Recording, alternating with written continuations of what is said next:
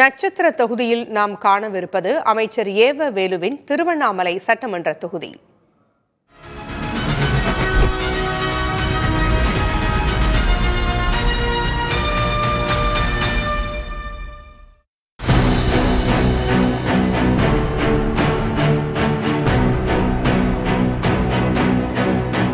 அமைச்சர் ஏவ வேலுவோடு நீண்டகால பிணைப்பில் இருந்த தொகுதி என்றால் அது திருவண்ணாமலை மாவட்டத்தில் உள்ள தண்டராம்பட்டு தொகுதிதான்.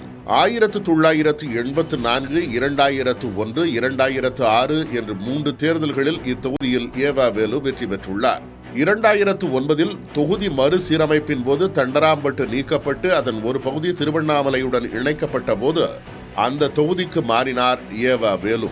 2011, 2016, 2021 என 3 தேர்தல்களிலுமே வேலுவுக்கு ஹேட்ரிக் வெற்றியை தந்தது திருவண்ணாமலை. 1951 உருவான திருவண்ணாமலை தொகுதியில் அதிமுக ஒரு முறை கூட வெற்றி பெற்றதில்லை என்பது வரலாறு. இதுவரை 16 தேர்தல்களை சந்தித்துள்ளது திருவண்ணாமலை தொகுதி. அதில் 9 முறை திமுகவும் 6 முறை காங்கிரசும் மாறி மாறி வெற்றி பெற்றுள்ளன. 2016 தேர்தலில் சுமார் 50,000 வாக்குகள் வித்தியாசத்தில் வெற்றி பெற்ற ஏவ வேலு 2021 தேர்தலில் சுமார் 95,000 வாக்குகளாக வெற்றி வித்தியாசத்தை உயர்த்தினார். தற்போது இந்த தொகுதியில் சுமார் 1,86,500 வாக்காளர்கள் உள்ளனர். அமைச்சராக பொறுப்பேற்ற கடந்த 5 ஆண்டுகளில் திருவண்ணாமலை நகராட்சியை மாநகராட்சியாக தரம் உயர்த்தியதோடு பல கோடி மதிப்பிலான திட்டங்களை கொண்டு வந்திருக்கிறார் ஏவ வேலு.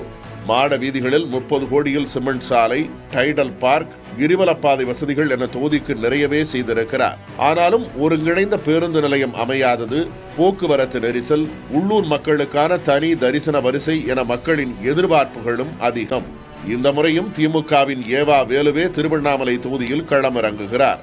அவருக்கு எதிராக அதிமுக கூட்டணியில் உள்ள பாரதிய ஜனதா கட்சி வேட்பாளர் களம் காண்கிறார். நாம் தமிழர் கட்சி சார்பில் விக்னேஷ், தமிழக வெற்றி கழகம் சார்பில் அருள் ஆறுமுகம் போட்டியிடுவதால் களம் சூடு பிடித்துள்ளது. புதிய தலைமுறைக்காக செய்தியாளர் மகேஷ்.